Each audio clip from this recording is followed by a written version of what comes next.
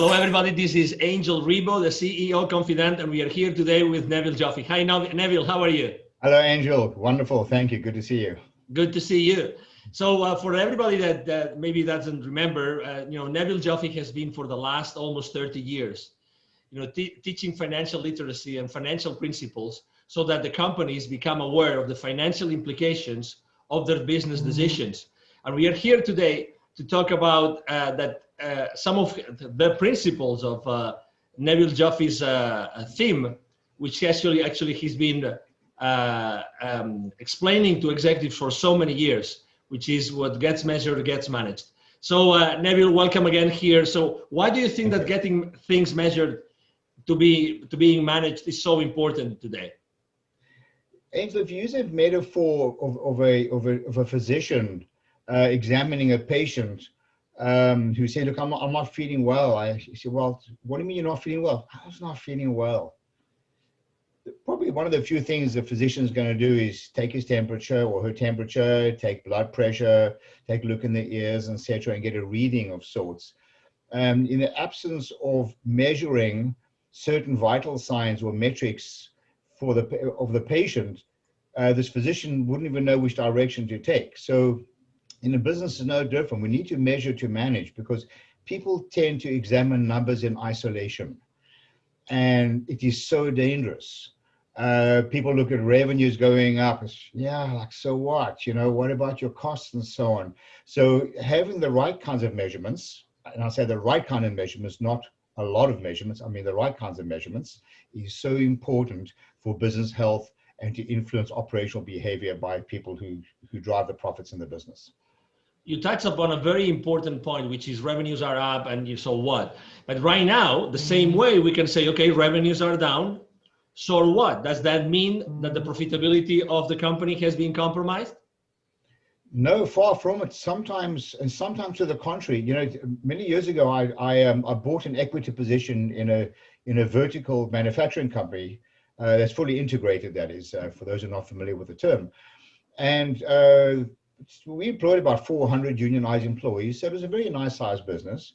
The problem was that a lot of the employees were engaged in manufacturing product that was high on the revenue line on the P&L, but was sucking up resources in the company. And it wasn't the kinds of products that were the core skill of this organization. Long story short, we did some process mapping, and we went back and did some testing of utilization resources, and we cut out this particular line of business, which reduced our revenues by almost a third. But associated with that, we got rid of a lot of the associated costs. Well, guess what? Started making money. So sometimes it's important to evaluate the cost of driving certain revenues. Everyone should be aware of this, and be cognizant of the relationship between cost and sales. And everybody in the organization should know how to measure this. Does that mean that, for instance, today, I would say most of the companies in the world are really with the revenues down compared to last year? Does that mean that if they actually took the necessary measures, they could actually still have profits and free cash flow? Yes, and I don't want this to sound like a glib statement, because this is not necessarily true for all companies. Under the circumstances in which we find ourselves now, with COVID, there are a lot of challenges with a lot of companies. But I believe there are opportunities in certain companies that have been carrying a lot of fat, if you will, a lot of unnecessary expenses. And now's the time for people to start evaluating very carefully what their core skills are, their operating costs. A lot of people, we tend not to press the reset button and go back and evaluate interesting versus useful. A lot of stuff we do is very interesting and not necessarily useful. A lot of the numbers we generate are interesting, not necessarily useful. That's why we get into the topic of what gets measured gets managed. And sometimes we have to go back and take some very hard decisions and cut a lot of the fat. So this is a really good time to start really measuring very carefully the financial implications of certain operational behaviors and the financial implications of certain types of costs that, and I call this a deprivation test. Just cut out a certain process and see what happens. Quite often you'll find absolutely nothing.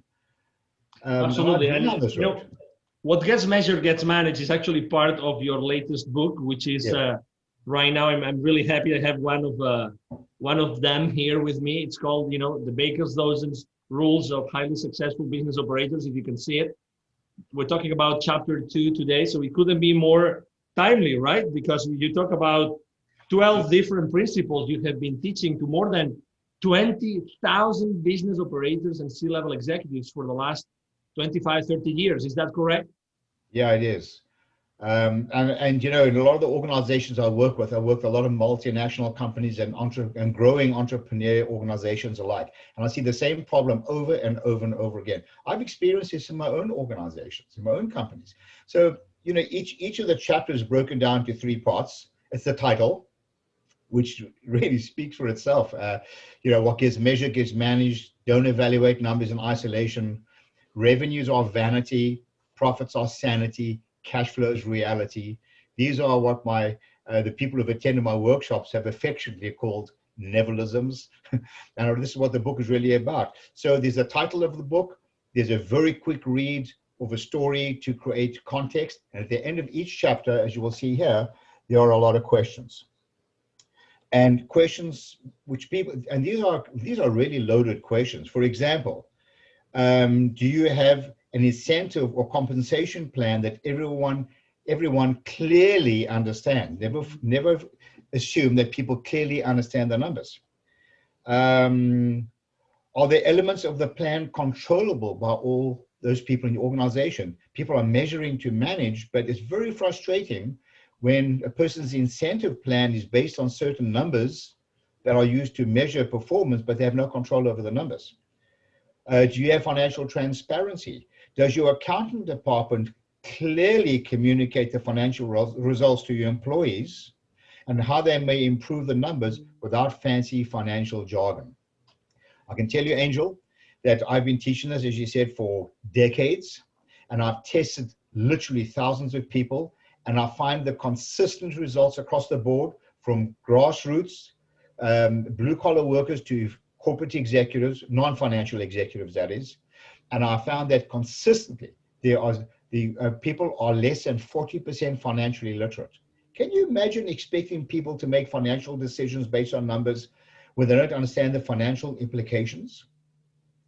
One of the themes or the framework of what I'm trying to communicate to corporate executives is that shareholders invest in a business for one reason and one reason only: to drive sustainable profits and cash flow, right? Sustainable profits and cash flow. But to do that, you need to get your employees engaged. You need to educate them, and only then can you hold them accountable. Exactly. Bang on. So I would like to suggest that, as you read this book, and everybody, we're gonna make sure that people have. I mean, this is a copy which was like printed. The book is still not available for purchasing. We have only. I mean, this has been a book that has been actually made thanks to the contribution of a lot of different executives. Is that correct? Oh, absolutely. We've had several hundred executives from various companies who have been kind enough to contribute to the book, and we've had some really engaging conversations about some of this content. Exactly. So we would definitely like to have more questions from the people that is watching this interview today to actually contribute to the book if they want to do it. So we will be more than glad to do it. Is that correct, Neville? Yes, absolutely. And if anybody wants to see some extracts of chapters or some of the questions, please email me at Neville, that's Neville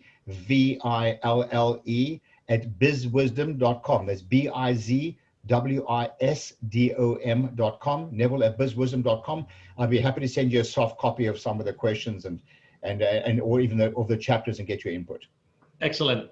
Well, thank you very much, Neville, for being here with us today, and to everybody watching this interview. So thank you very much. I'm sure that you have enjoyed this conversation as much as we have, and you have a wonderful day. See you soon. Bye-bye. Thank you. Bye-bye now.